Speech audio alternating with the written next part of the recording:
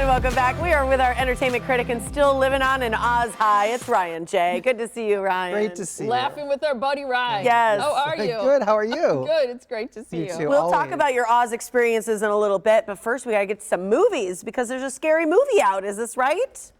The Conjuring. Wait, last where is Rites. Curtis when we need him? I know, Our I director. know. He's the one who loves He's scary here in our movies. hearts. Yeah. And he would like this. And this, I love the Conjuring series. The Conjuring, Yeah. number 2 is my favorite. That's the one that gave me fear tears. Yes, Oh, that's yes. right. That's the first time I had those. And so I love this series. This is the 4th and final installment in the franchise. Going into it, I was a little disappointed about that. Going out of it, not so much. Oh. Yeah, I mean, you were glad it's done? Oh, 1986. What a great year that was. Well, it's a bit of an interquel. Not for the Warrens, it wasn't.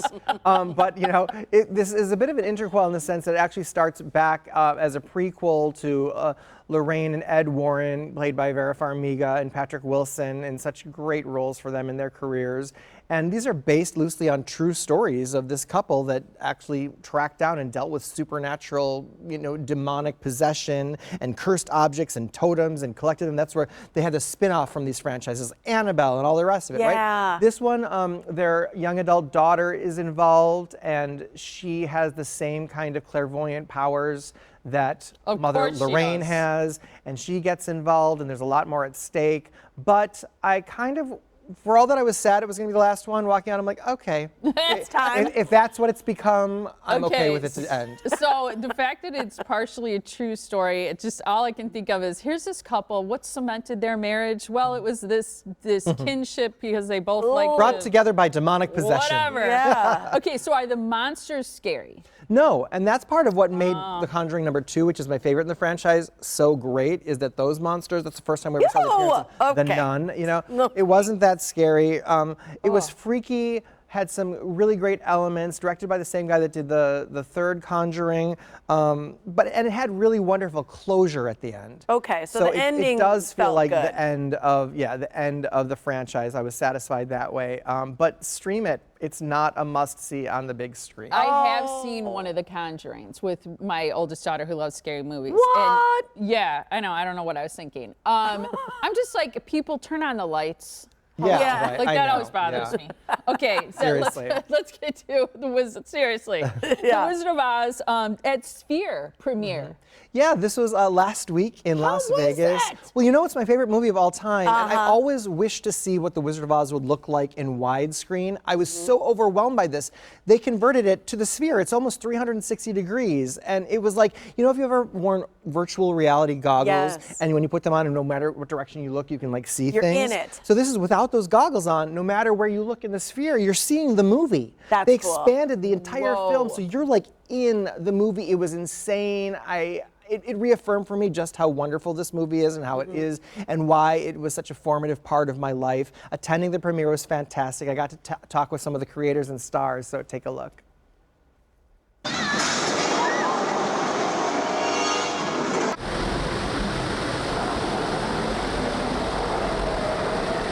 What did it take to transform The Wizard of Oz into the Sphere experience?